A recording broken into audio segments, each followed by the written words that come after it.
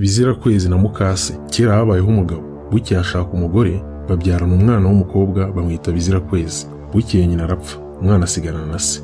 Samurira igihe gito atarashaka undi mugore, aza kurambirwa kuba wenyine nuko areshya undi mugore. Umugore ahageze atangira kwanga uwo mwana, abwira umugabo we ko batazabana kereka abanje kwica uwo mwana.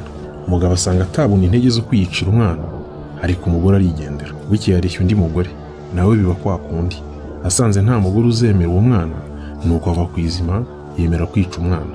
Nibwo gufatiye uwo mwana ajya kumuroha mu ruzi ruramutwara. Umwana aza gufatwa n'ibiti byo ku nkombe y'uruzi, nuko yibera muri ibyo biti. Hashize iminsi mike ba nyirarume baza guhiga hafi y'urwo ruzi.